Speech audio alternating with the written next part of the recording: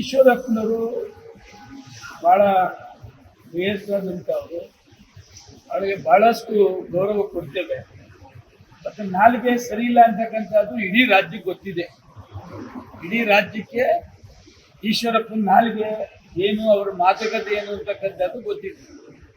ನಾವು 17 ಜನ ಬಂದದ್ದು ಪ್ರಯುಕ್ತನೇ ಭಾರತೀಯ ಜನತಾ ಪಕ್ಷ ಅಧಿಕಾರಕ್ಕೆ ಬಂತು.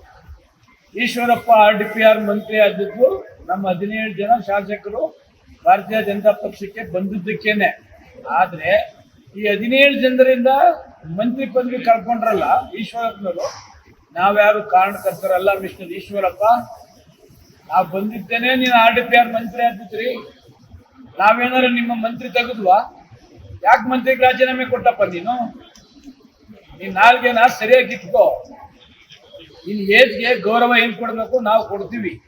ನೀನ್ ಖರೀದಿ ಮಾಡಿದ್ರೆ ನಮ್ಮ ನಿನ್ ಯೋಗ್ಯತೆಗೆ ಬೆಂಕಿ ಹಾಕ.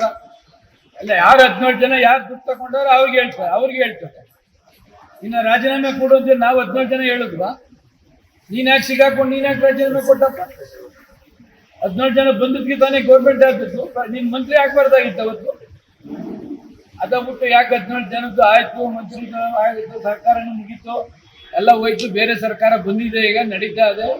ಈಗ ಅದೇ ಪದೇ ಹಳೆ ಕೆತ್ತ ಜಾತಿಗೆ, ನಿನ್ನ ಏಜ್ಗೆ, ನಿನ್ನ ವಯಸ್ಸಿಗೆ ಗೌರವ ಕೊಡ್ತೀವಿ, ಅದನ್ನು ಉಳಿಸ್ಕೊ. ಈಶ್ವರಪ್ಪನವರು ಭಾಳ ವಯಸ್ಸಾದಂಥವರು, ಅವರಿಗೆ ಭಾಳಷ್ಟು ಗೌರವ ಕೊಡ್ತೇವೆ. ಮತ್ತು ನಾಲಿಗೆ ಸರಿ ಇಲ್ಲ ಅಂತಕ್ಕಂಥದ್ದು ಇಡೀ ರಾಜ್ಯಕ್ಕೆ ಗೊತ್ತಿದೆ. ಇಡೀ ರಾಜ್ಯಕ್ಕೆ ಈಶ್ವರಪ್ಪನ ನಾಲಿಗೆ ಏನು, ಅವರ ಮಾತುಕತೆ ಏನು ಅಂತಕ್ಕಂಥದ್ದು ಗೊತ್ತಿದೆ. ನಾವು 17 ಜನ ಬಂದದ್ದು ಪ್ರಯುಕ್ತನೇ ಭಾರತೀಯ ಜನತಾ ಪಕ್ಷ ಅಧಿಕಾರಕ್ಕೆ ಬಂತು. ಈಶ್ವರಪ್ಪ RDPR ಮಂತ್ರಿ ಆದದ್ದು ನಮ್ಮ 17 ಜನ ಶಾಸಕರು ಭಾರತೀಯ ಜನತಾ ಪಕ್ಷಕ್ಕೆ ಬಂದಿದ್ದಕ್ಕೇನೆ. ಆದರೆ ಈ 17 ಜನರಿಂದ ಮಂತ್ರಿ ಪದವಿ ಕಳ್ಕೊಂಡ್ರಲ್ಲ ಈಶ್ವರಪ್ಪನವರು, ನಾವ್ಯಾರು ಕಾರಣಕರ್ತರಲ್ಲ. ಮಿಸ್ಟರ್ ಈಶ್ವರಪ್ಪ, ನಾವು ಬಂದಿದ್ದೇನೆ ನೀನು RDPR ಮಂತ್ರಿ ಆಗಿದ್ರಿ, ನಾವೇನಾರು ನಿಮ್ಮ ಮಂತ್ರಿ ತೆಗೆದ್ವಾ? ಯಾಕೆ ಮಂತ್ರಿಗೆ ರಾಜೀನಾಮೆ ಕೊಟ್ಟಪ್ಪ ನೀನು? ನೀನ್ ನಾಲ್ಗೆನ ಸರಿಯಾಗಿ ಇಟ್ಕೋ. ನಿನ್ ಏಜ್ಗೆ ಗೌರವ ಏನ್ ಕೊಡ್ಬೇಕು ನಾವು ಕೊಡ್ತೀವಿ. ನೀನ್ ಖರೀದಿ ಮಾಡಿದ್ರೆ ನಮ್ಮ ನಿನ್ ಯೋಗ್ಯತೆಗೆ ಬೆಂಕಿ ಹಾಕ.